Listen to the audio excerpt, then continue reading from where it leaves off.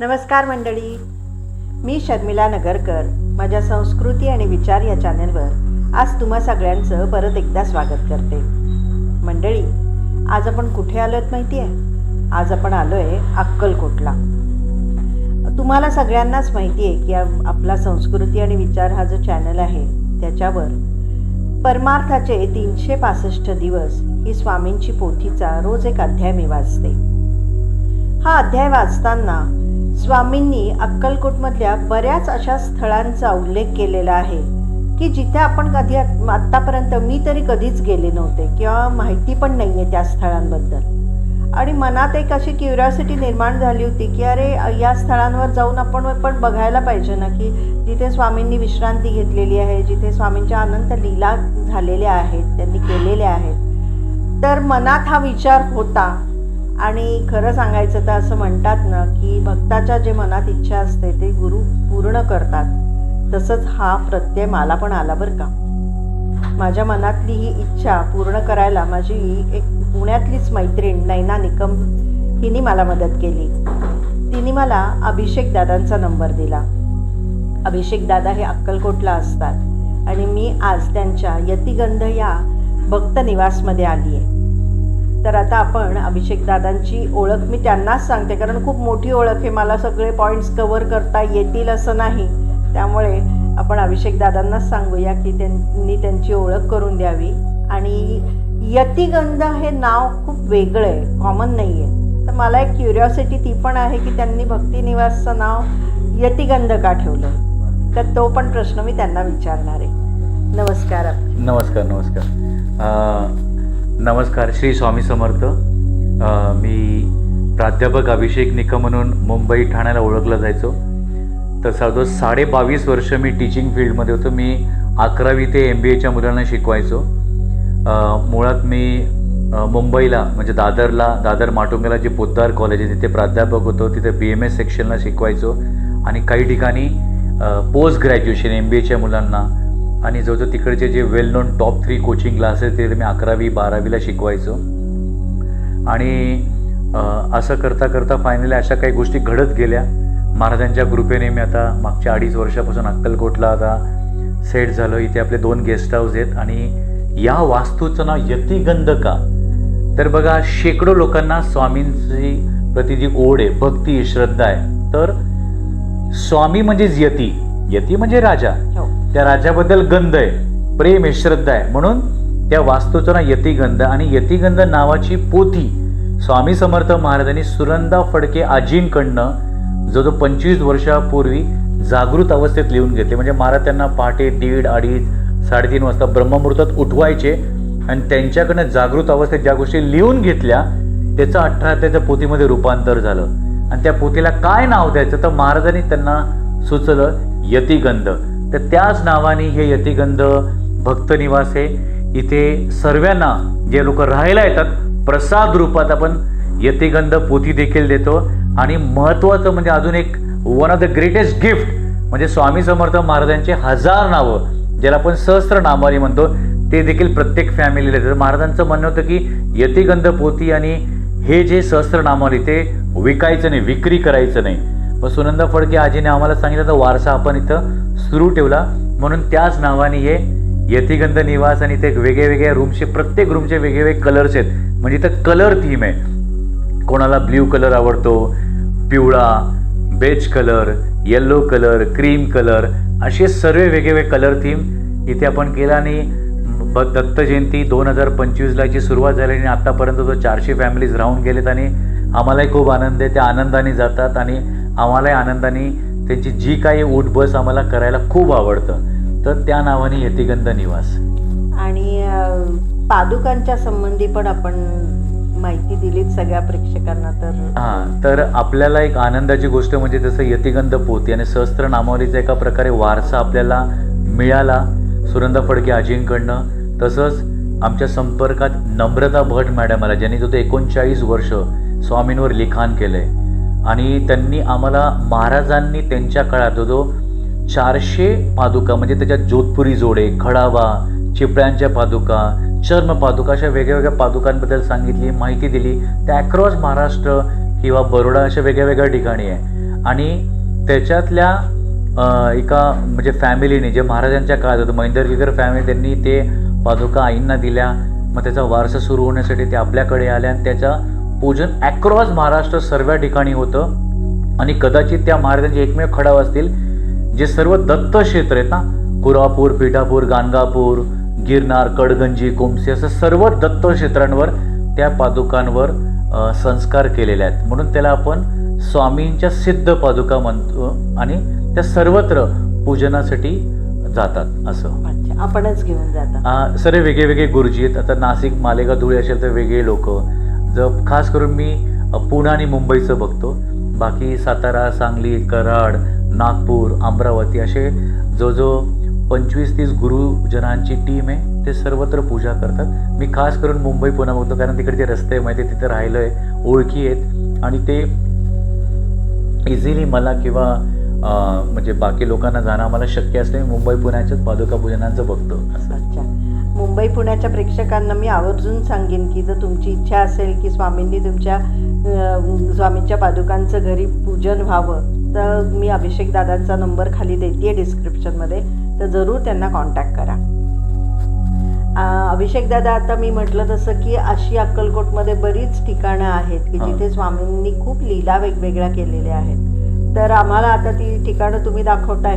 हो, अक्कलकोट हे खूप सुंदर आहे, पाहण्यासारखं आहे.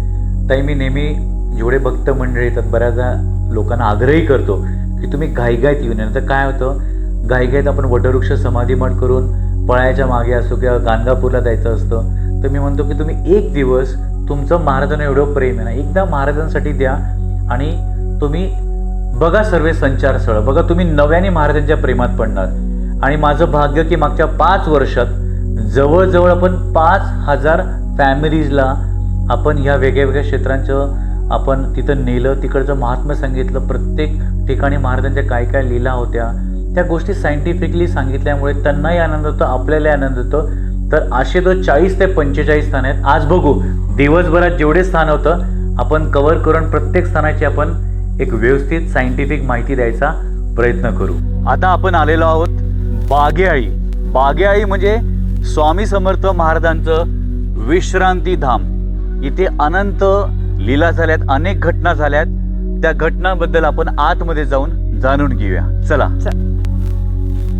आता आपण जो गाभारा आहे बागेआळीला, किती सुंदर गाभारा आहे. जसं गाभारा आपल्या वटवृक्षाला आहे तसा सेम गाभारा वटवृक्षाच्या मागे, म्हणजे हे जे जागृत देवस्थान आहे बागेआळीला पण पाहू शकतो. तर रोज सकाळी 7 वाजता सुंदरसा अभिषेक होतो. हे बिराजदार दादा रोज पूजा करतात. अनेक भक्त मंडळी देखील इथे या ठिकाणी रोज सकाळी 7 वाजता अभिषेकसाठी हजर असतात.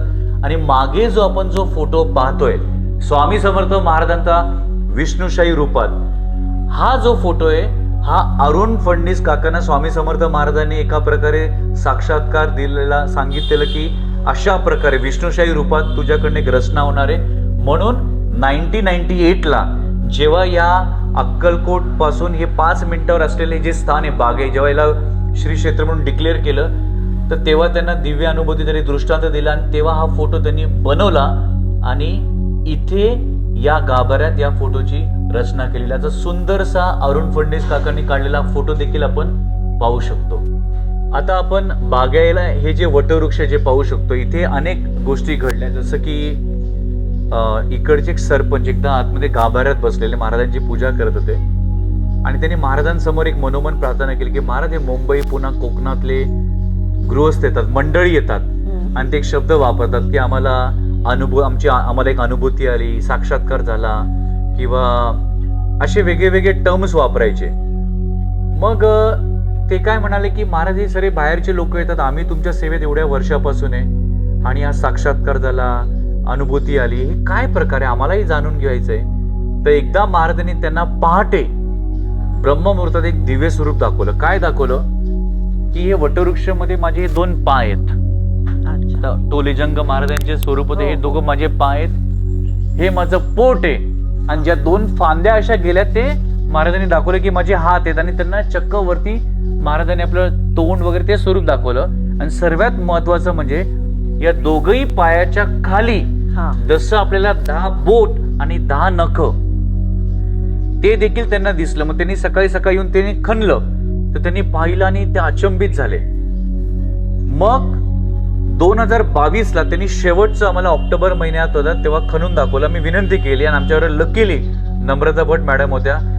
तर एवढा मी थक्क झालो की आपण म्हणतो ना अंगावर काटा येणं, किंवा एकदम इंग्लिशमध्ये एक शब्द आहे मेस्मराईज, की महाराज काय अनुभूती होती की असं झाडात आपल्याला 10 बोट आणि त्याच्यावर 10 नखं कसं दिसू शकतं हे मी पाहिलं. मग त्याच्यानंतर त्या शिरसाट साहेबांनी कोणालाही दाखवलं नाही, कारण मग त्यांना तो त्रास होऊ लागला. ते शेवटचं दाखवलं, ते आमचं परम भाग्य होतं आणि ते मी माझ्या डोळ्यांनी विटनेस केलं. तर हे महाराजांचे पाय. आणि बऱ्याचदा प्रगट दिन, दत्त जयंतीला आतमध्ये जाऊन लोक त्याला पाया म्हणजे पडतात, चेपतात. म्हणजे एका व्यक्तीचे पाय चेपतोय, ते लोकांना ती अनुभूती देखील येते. आता अजून एक सुंदरसं एक दिव्य स्वरूप आपण पाहू शकतो. एका कोकणातल्या एक व्यक्तींना महाराजांनी सांगितलं माझं मूळ गणपती आहे, माझं मूळ गणपती. आणि त्यांना चक्क गणपतीचा एक डोळा आणि सोंड दिसायची.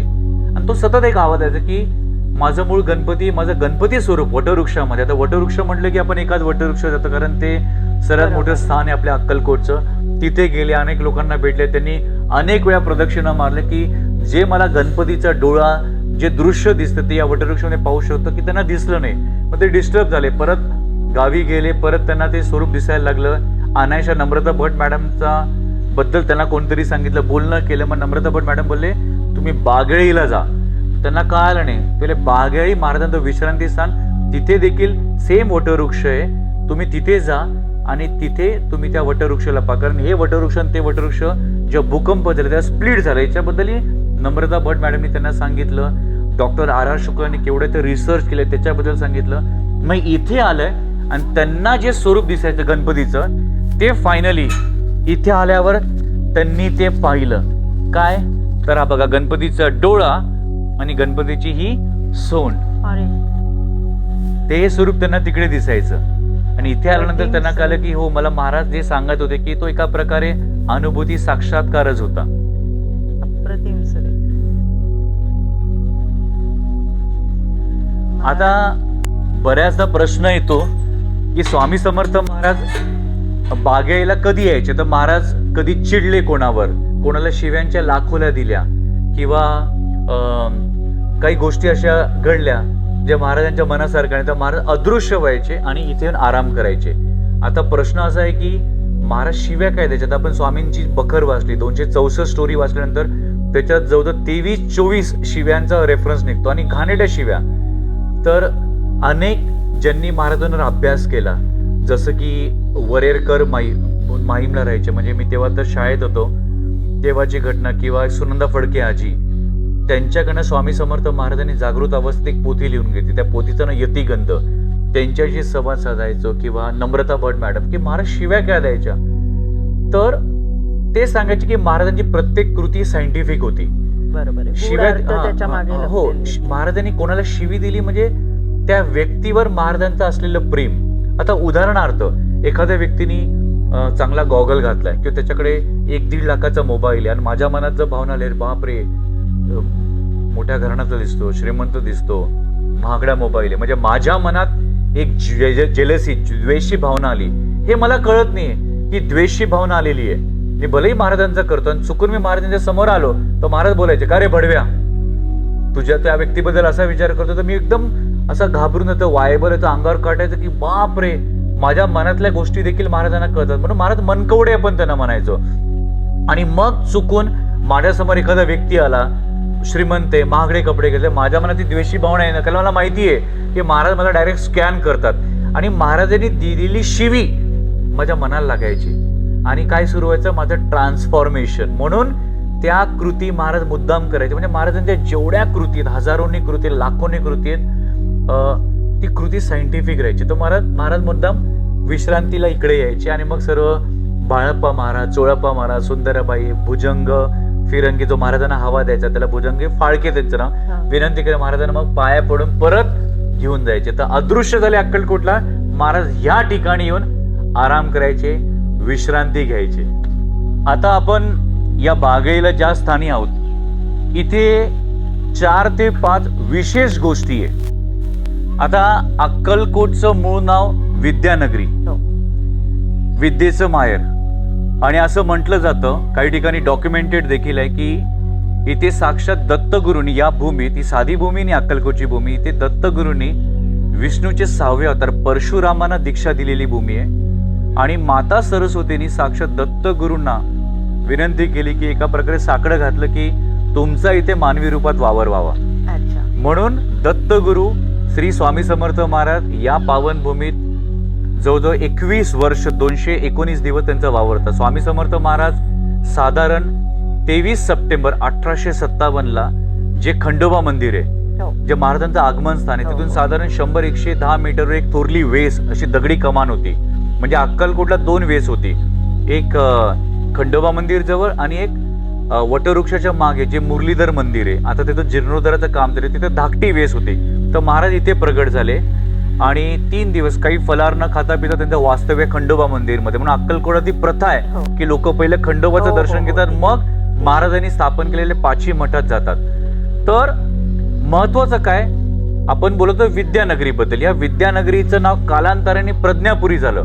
विद्यानगरी आणि प्रज्ञापुरी याचा अर्थ सेम आहे, पण प्रज्ञापुरी असताना इथे गुरुकुल सिस्टम होतं आणि गुरुकुल सिस्टम असताना लहान मुलं म्हणजे वयाच्या 4-5 वर्षाचा असताना त्यांचं मुंज झाली, त्यांना इथं पाठवलं जायचं. आणि इथे गुरुकुल सिस्टममध्ये मग सगळ्या प्रकारचे त्यांना विद्या, अर्थशास्त्र विद्या सर्वांचा अभ्यास झाल्यानंतर ते परत 19-20 वर्ष असताना घरी जायचे. आणि या भागात हा भाग बेसिकली थोडा भूकंपग्रस्त भाग होता आणि इथे अनेक भूकंप झाले. आणि शेवटच्या भूकंपात आपला जो वटवृक्ष, हा वटवृक्ष 2 भागात स्प्लिट झाला, अशी एक थिअरी आहे. ओके. आणि साक्षात नम्रता भट मॅडम, ज्यांनी महाराजांवर जो 39 वर्ष लिखाण केलंय, त्यांना महाराज एक दिव्य स्वरूप दाखवायचं की माझा एक पाय अक्कलकोटला आणि दुसरा पाय इकडे, म्हणजे ते दिव्य स्वरूप. आणि ते अनेक बद्दल चर्चांमध्ये ते सांगायचे. आणि महाराज अक्कलकोटला कोणाला दिसेना, अदृश्य झाले किंवा महाराजांनी कोणाला शिव्या दिल्या. महाराज शिव्या देण्याचं कारण पण सायंटिफिक होतं. तर महाराज इकडे येऊन या वटवृक्षाची ते शिळा होता. तर महाराजांची हाईट होती साधारण 7 फूट 2 इंच, टोले जंग, रुंद खांदे आणि महाराजांची देहकांतीशी लकलकीत होती. महाराज वायू वेगाने चालायचे, म्हणजे साधारण महाराज 1 किलोमीटर 5 ते 5.25 मिनिटात कव्हर करायचे. एवढ्या वायू वेगाने आपल्यासारख्या लोक त्यांचं स्पीड कॅच करू शकायचं. तर महाराज इथे शिळा होता, तिथे आराम करायचे. तर आता परत coming back to the topic, तर या प्रज्ञापुरीचं नाव नंतर झालं अक्कलकोट. तर अक्कलकोट का, कारण या पूर्ण शेतात जंगलग्रस्त भागात अक्कलकाडा नावाची वनस्पती, त्याचा काढा पिल्याने बुद्धी तल्लक व्हायची, तर ते अक्कल. आणि इथला जो जुना राजवाडा आहे तो चोलास डायनेस्टी पासून, म्हणजे त्याला 1200 वर्षांचा इतिहास आहे. तर आपण जर पाहिलं तर भुईकोट म्हणजे तो कोट, म्हणून ते नाव आपण जर कोलॅबरेट केलं तर होतं अक्कलकोट. तर अक्कलकोट हे रिसेंट हे, आणि नंतर काही भूकंप वगैरे झाला नाही. तर 1998च्या सुमारास पुण्याला नॅशनल केमिकल लॅबोरेटरीला काम करणारे हे हेड सायंटिस्ट, त्यांचं ना डॉक्टर R.R. शुक्ल. तर असं आम्हाला एका म्हणजे नम्रता भट मॅडमनी सांगितलं की त्यांना व्हायब्रेशन, ते एक स्वतः आध्यात्मिक मार्गातले, आणि त्यांना व्हायब्रेशन्सवर अभ्यास खूप त्यांचा दांडगा. म्हणजे अक्कलकोटच्या गलीत फिरताना त्यांना काही काही ठिकाणी ते थांबायचे, असं दीर्घ श्वास घ्यायचे, चेहऱ्यावर एक वेगळा आनंद आणि असे मोठमोठ्याने टाळ्या वाजवायचे. तर एका गृहस्थांनी त्यांना विचारलं की तुम्ही वेगळ्या ठिकाणी फिरतात आणि थांबून दीर्घ श्वास घेतात, टाळ्या वाजवतात, हे काय प्रकार आहे? तर त्यांचं म्हणणं काय की मला महाराज या ठिकाणी अनेक वेळा पास झालेले व्हायब्रेशन मला जाणवले, मग आनंद मी महाराजांना व्यक्त करतोय. मग त्यांना बागळेबद्दल सांगितलं गेलं, ते बागळेला आले. आणि जेव्हा ते 97च्या आसपास आले तर या ठिकाणी छोटंसं गाव अक्कलकोटपासून 5-6 मिनिटाच्या अंतरावर, त्यावेळी हे वटवृक्ष, हे समोरचं झाड आणि बाहेर विहीर, या 3च गोष्टी होत्या. मग ते इथे आले आणि इथे सर्वत्र नमस्कार करताना या ठिकाणी जसं डोकं लावलं त्यांना जाणवलं की या भागात वेगळे व्हायब्रेशन आहे, सकारात्मक लहरी आहे. नंतर एका गृहस्थांनी सांगितलं की बाहेर जी विहीर आहे त्या विहिरीवर महाराज भर दुपारी 2 वाजता देखील आराम करायचे. आता बघा, भर दुपारी 2 वाजता आराम करायचे. आता आपल्यासारखे व्यक्ती दुपारी 1 ते 4 बाहेर पडतच नाही, पण स्वामी समर्थ महाराजांची तर पंचमहाभूतावर त्यांची सत्ता होती. त्यांच्या ऊन पाऊस काय असणार. तर ज्या दगडावर महाराज बसायचे किंवा ज्या दगडावर महाराज आराम करायचे, ज्या दगडावर महाराजांना टाळू लागलं त्या दगडावर आणि या ठिकाणी जे फ्रिक्वेन्सी आहे ते सेम आहेत, हे डॉक्टर R.R. शुक्लांच्या रिसर्च रिपोर्टमध्ये निघालं. मग नंतर काय झालं, त्यांची भेट पद्माकर जोशी काका असे अनेक विभूती एकत्र आले आणि त्यांनी सुंदरसं हे श्री क्षेत्र बागेळ्याची स्थापना घेण्यासाठी इनिशिएटिव्ह घेतला. त्याच काळात अरुण फडणवीस काकांना साक्षात्कार झाला. त्यांनी सुंदरसा फोटो आपण पाहिला. त्याची इथे स्थापना झाली. महाराजांच्या मुखोटा म्हणजे मंदिराची स्थापना झाली आणि तो जो दगड बाहेर विहिरी होता त्याला कट केला आणि इथे स्वामींच्या मूर्तीची याच्यावर स्थापना केली. कारण महाराजांचा इथं संचार होता, वावर होता, इथे विश्रांती घ्यायचे. तर असं हे अद्भुत स्थान. दादरला एका ताईंना एक साक्षात्कार झाला की माझं ब्रह्म विष्णू महेश स्वरूप वटवृक्षाच्या समोर आहे आणि त्यांना रोज सकाळी स्वामींच्या फोटोकडे पाहिल्यानंतर स्वामींच्या फोटो म्हणजे त्यांच्याकडे 4x6चा फोटो आणि स्वामींच्या टाळूकडे म्हणजे सकाळी असा नमस्कार केल्यानंतर जसं डोळे उघडायचे सकाळी 5-5:30ला उठल्यानंतरची गोष्ट, तर स्वामींच्या डोक्यावर त्यांना शंकराच्या जटा दिसायच्या. तर त्यांना काय वाटायचं की कदाचित मी सकाळी उठली, डोळ्यात ते कचरा वगैरे त्याच्यामुळे असं दिसतं की नाही, पण त्यांना चक्क स्वामींच्या डोक्यावर जटा दिसायच्या आणि त्यांना केबिनमध्ये दादरसारख्या ठिकाणी ट्रेनमध्ये ट्रॅव्हल करताना केबिनमध्ये एक आवाज यायचा की माझं ब्रह्म विष्णू महेश स्वरूप वटवृक्षाच्या समोर आहे. तर वटवृक्ष म्हटलं की आपण एकाच ठिकाणी जातो. बरोबर आहे. तिथे गेले, अनेक लोकांशी बोलणं केलं, त्यांना उत्तर मिळाले, पण कदाचित ते समाधानकारक उत्तर नव्हते. मग ते परत गेले आणि दुसऱ्या दिवशी परत त्यांना तो आवाज यायला लागला आणि महाराजांच्या डोक्यावर परत त्या जटा दिसायला लागल्या. मग ते दादर मठात गेले. दादर मठातील एका पुजारीने सांगितले की नम्रता भट मॅडम आहे, ज्यांचा महाराजांवर खूप दांडगा अभ्यास आहे. त्यांनी महाराजांवर स्वामी चरित्र गौरवगाथा नावाचे 4 खंड लिहिले. तर महाराज ज्या ज्या ठिकाणी 729 वर्ष होते, कारण महाराजांनी ज्या दिवशी समाधी घेतली अक्कलकोटा, तो दिवस 30 एप्रिल 1878 संध्याकाळी 4:30-5च्या सुमारास महाराज वटवृक्षाच्या मागे ठिकाणी तिथे निजानंद निमग्न झाले. तर 729 वर्षात महाराज ज्या ज्या ठिकाणी होते त्या ठिकाणी जाऊन त्यांनी लिखाण केलेलं, संशोधन केलेलं, काही नवीन रिसर्च जे जगाला माहिती आणण्याचा प्रयत्न केला. मग नम्रता भट मॅडमशी बोलणं झालं, कॉन्टॅक्ट झाला. नम्रता भट मॅडम त्या ताईने इकडे घेऊन आल्या, म्हणजे इकडे आणलं आणि त्यांना सांगितलं की वटवृक्षाच्या समोर ब्रह्मविष्णू महेश स्वरूप म्हणजे आपण आता पाहू शकतोय बघा, पिंपळाचं झाड. पिंपळ म्हणजे विष्णू, नंतर यालाच आपण म्हणू शकतो की अटॅच झाड आहे औदुंबर. औदुंबराचं झाड, औदुंबर म्हणजे ब्रह्मास्वरूप. आणि ज्या त्यांना जटा दिसायच्या त्या या आपण जटा पाहू शकतो. तर या जटा म्हणजे महेश स्वरूप, ज्या त्यांना स्वामींच्या डोक्यावर दिसायच्या. तर ऍक्च्युली जटा कधीही औदुंबराच्या झाडाला नसतात. तर हे कदाचित त्यांना स्वरूप दिसत की माझं ब्रह्म विष्णू महेश स्वरूप वटवृक्षाच्या समोर आहे. तर असं हे अद्भुत जागृत देवस्थान म्हणजे बागेळी. आता स्वामी समर्थ महाराजांनी कर्दळीवन, जे श्रीशैलम पर्वत म्हणजे आंध्र प्रदेशमध्ये जे घनदाट जंगल आहे, तिथे महाराजांनी जवळजवळ 350 वर्ष तप केला. आता प्रश्न असा आहे की महाराजांनी एवढे 350 वर्ष तप का केला? कारण महाराज योगी होते, त्यांना महायोगी व्हायचं होतं. सिद्ध होते, पण त्यांना महासिद्धी प्राप्त करायच्या होत्या जगाच्या कल्याणासाठी. तर महाराजांनी 350 वर्ष तप केल्यानंतर महाराज कसे दिसत असणार? असे 3 वेगळे वेगळे स्वामी भक्त, एक डोंबिवलीचे, एक पुण्याचे आणि कोकणातले. तिघही स्वामी भक्त, त्यांचं एज 70+ निस्सिम स्वामी भक्त आणि असा विचार करायचे. आणि माझं परम भाग्य की मी तिघांनाही ओळखतो.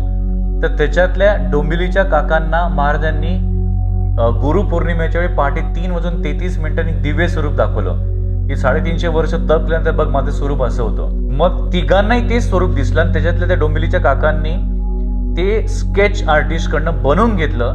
म्हणजे अशी मुद्रा 350 वर्ष तप केल्यानंतर महाराज कसे दिसायचे, तर ह्या स्वरूपात याचाही साक्षात्कार दिव्य दृष्टांत महाराजांनी 3 वेगळ्या वेगळ्या स्वामी भक्तांना साधारण 6-7 वर्षापूर्वी दिलेला.